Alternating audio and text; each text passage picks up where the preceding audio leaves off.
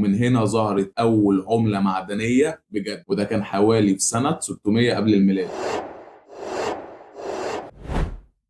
نبدأ بالصلاة على النبي عليه أفضل الصلاة والسلام. قبل ما تظهر الفلوس كنا بنتعامل بالمقايضة، والمقايضة دي كانت أول شكل من أشكال التجارة في التاريخ. الناس ساعتها كانت بتبدل حاجة بحاجة، يعني مثلا واحد عنده لحمة واللي قصاده عنده قمح، فهنا كانوا بيبدلوا سوا وكل واحد بياخد اللي محتاجه. ساعتها كانت الحياة بسيطة جدا، بس برضه كانت مليانة مشاكل، والمشاكل دي كانت زي المقايضة لأنها معقدة جدا. يعني مثلا لو أنا عندي نوع من أنواع المواشي وعايز هدوم، واروح لصاحب محل الهدوم هيقول لي لا انا مش عايز مواشي، انا عايز قمح. فساعتها انا بدور على حد يكون عنده قمح ويكون عايز مواشي، وهو ياخد المواشي وانا اخد القمح، وبعد كده اروح بالقمح للراجل اللي عنده الهدوم وابدل ساعتها. فكانت لفه كبيره جدا. بس تعرف ان المقايضه دي كانت اول نظام اقتصادي عرفته البشريه، وده حصل لما الانسان بدا يزرع ويربي حيوانات. وساعتها كانت كل قريه عندها حاجه مميزه، يعني مثلا القريه دي كانت بتزرع، والقريه اللي جنبها كانت بتصطاد، والقرية اللي قبليهم كانت بتصنع. وكل ده كان بيحصل عشان الكل يكمل بعض. بس حصلت مشكلة تانية كبيرة جدا، وإن هي الناس بدأت تسافر وتتعامل مع قبائل بره، واكتشفوا إن نظام المقايضة مش عملي خالص. لأن هو إزاي أنت مثلا عندك جمل وتبدله بشوية سمك؟ مش منطقي. ولو السمك باظ او الجمل حصل له حاجه في الطريق، مين هيعوض التاني؟ فساعتها بدأوا يدوروا على حاجه يكون ليها قيمه ثابته ويعرفوا يتحاسبوا بيها، وبكده ظهرت اول فكره للفلوس. بس هم في الاول استخدموا حاجات غريبه جدا كعمله، ومن اغرب الحاجات اللي استخدموها كعمله الملح والصدف والجلود واسنان الحوت كمان. وفي بعض الصفقات التانية والكلام ده كان في اوائل القرن العشرين، كانت الناس بتستخدم الحجاره والكوري شيلز كفلوس. والكوري شيلز ده للي مش عارف هو عباره عن نوع من انواع الصدف، وده كان اكتر نوع مشهور فيهم لانه كان ليه مميزات كتير،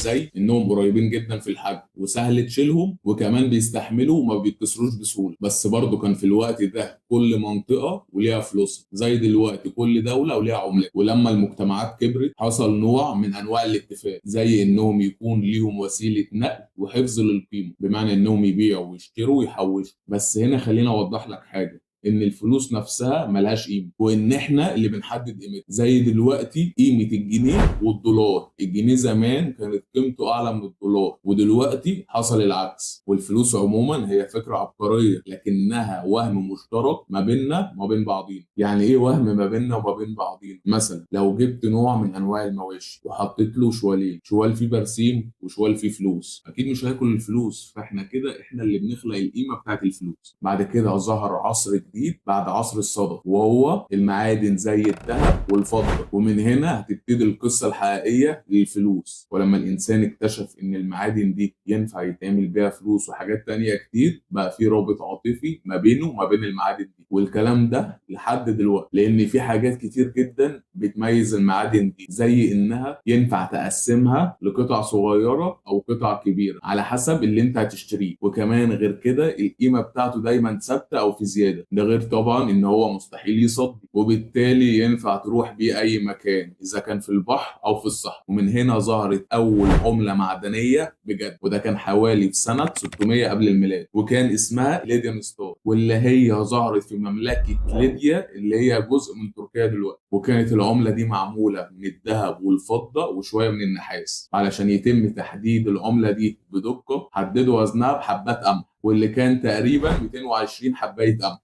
وكان العملة دي عليها رسمة، والرسمة دي كانت عبارة عن رسمة أسد قدامه طور. والعملات الأصغر أو الأقل قيمة كان مرسوم عليها أسد بس. والعملة دي حلت مشاكل كتير كانت موجودة في العملات القديمة، زي إنها بقت عملة موحدة. فبالتالي الخناقات اللي كانت بتحصل ما بين الناس زمان قلت، لأن كده هي عملة موحدة وفي نفس الوقت ليها كذا فئة. يعني كده كده هتاخد حسابك كامل من غير ما حد يقول لك هتاخد بالباقي شوية قمح. المهم تقسيم العملة ده حصل إزاي؟ في حوالي سنة 550 قبل الميلاد تم تقسيم العملات دي لعملات ذهبية بوزن 126 حباية قمح، يعني في حدود 8 جرام. وكان في برضه عملات تانية من الفضة، وكان وزنها عبارة عن 168 حباية قمح. وطبعا عملوا عملات الفضة بقيمة أقل شوية علشان الفك. وطبعا ان العملات دي انتشرت في دول كتير، وكان السبب الامبراطور الروماني، وده كان في القرن الاول الميلادي، وكان اسم العمله دي دينا ريوس. وبسبب انتشار وقوه الامبراطور ده وقتها كانت العمله دي بتستخدم في اوروبا واسيا وافريقيا. طب مين الامبراطور ده اللي خلى العمله بتاعته تنتشر زي الدولار؟ والامبراطور ده كان مين؟ كان يوليوس قيصر. والراجل ده كان متواضع جدا، علشان كده ما لقاش صوره يحطها على العمله دي احسن من صوره.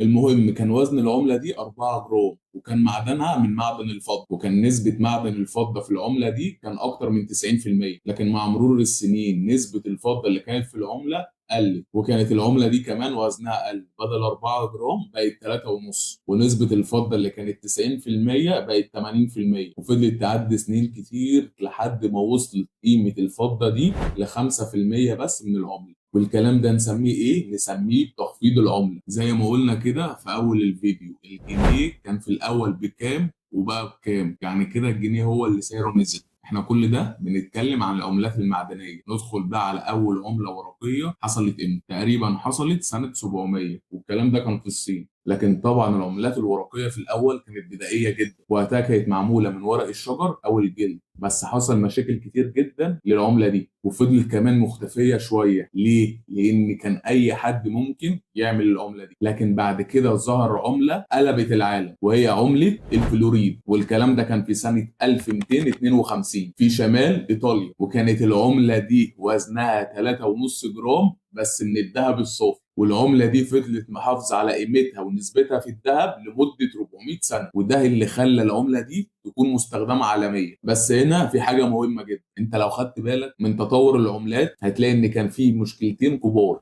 اول مشكله هنلاقي ان كان في عملات معدنيه كتير جدا ظهرت، وكل عمله ليها قيمتها ووزنها المختلف عن العمله الثانيه، وده طبعا عمل مشكله كبيره جدا في التجاره العالميه. وهنا بقى ظهر اول تجار العمله، اللي هم بيشتروا ويبيعوا العملات المختلفه على حسب احتياج التجار. علشان ابسط لك الموضوع اكتر، تاجر العمله ده كان عامل بالظبط زي الصرافه. دلوقتي نروح للمشكله الثانيه، وهي مشكله النقل. طب ليه هي مشكلة؟ لأن أنت لما تيجي تنقل العملات دي من بلد لبلد تانية مختلفة كان الموضوع صعب جدا، وده لأكتر من سبب. مثلا لو هتنقلهم بري ممكن يطلع عليك قطاع طرق، ولو هتنقلهم في البحر ممكن يطلع عليك القراصنة، وساعتها كانوا منتشرين، وممكن يحصل حاجة يخلي المركب تغرق أيا كان السبب إيه. وفي كمان مشكلة تانية، إن لو في كميات كبيرة من العملة دي وهي معدن هتبقى تقيلة جدا. ومن هنا بقى ظهر الوسيط علشان يعمل تسوية للحسابات، وكان الوسيط ده بينوب عن العملات علشان على قد ما يقدر يمنع عوامل المخاطرة اللي كانت ممكن تحصل. طب الوسيط ده كان شكله عامل ازاي؟ هو كان عبارة عن ورقة مذكرة، حاجة كده زي النوت. ومين اللي كان بيصدر الورقة دي؟ البنك. وبقى الاسم المعروف دلوقتي للعملية دي البنك نوت. يعني أي شخص معاه عملات معدنية بيروح يسيبها في البنك وياخد الورقة دي، وده كان حاجة كده عاملة زي وديعة في البنك. واحنا هنا كده دخلنا في الطبقة الثانية من الفلوس. أول طبقة كانت المعدن، تاني طبقة ورق البنك نوت، وهي دي تبقى تاني طبقة من طبقات الفلوس. وبكده بقى عندنا الطبقة الأولى من الفلوس وهي المعادن زي الذهب والفضة، والطبقة الثانية دي بقت عبارة عن ورقة بتثبت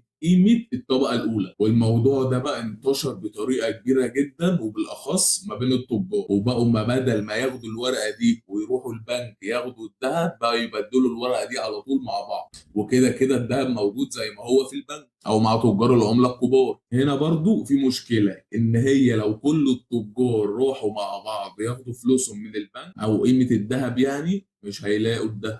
وده ليه؟ لأن تجار العملة الكبار أو اللي هم البنوك بقوا يطلعوا ورق بنك نوت من غير ما يكون في قيمة حقيقية بالورق ده كذهب مثلا موجود في البنك أو موجود مع تجار العملة الكبار. طب هم ليه طلعوا الورق ده؟ هم ساعتها قالوا طب بدل ما احنا مخزنين الذهب ومحدش بيجي يسأل عليه، ما نطلع علينا كده كام ورقة في النص ونمشي بقى دنيتنا. وهنا طبعا حصلت الكارثة، إن بقى الورق اللي موجود في السوق اكتر من الذهب اللي موجود مع تجار العمله الكبار والبنوك. يعني باختصار بداوا يخلقوا فلوس من الهواء، وده بقى اسمه ايه؟ فراكشنال ريسيف بنك. وده النظام اللي كل حكومات العالم دلوقتي شغاله بيه، وكانه طبيعي جدا. بنسبه كبيره دلوقتي انت مش فاهم حاجه، واحده واحده علشان اقول لك ده بيحصل ازاي. الموضوع ببساطه، عشان ده موضوع هيطول شرحه واعمله في فيديو قدام. هو ببساطه البنك ما بيحتفظش بكل الفلوس اللي انت بتروح تحطها في البنك، بيحتفظ بس بجزء صغير، وده كاحتياطي. طب وباقي الفلوس بيوديها فين؟ بيطلعها في شكل قروض او استثمارات علشان يكسب. يعني مثلا حد راح البنك وحط 100 مليون جنيه، البنك ساعتها بيحط بس في الخزنه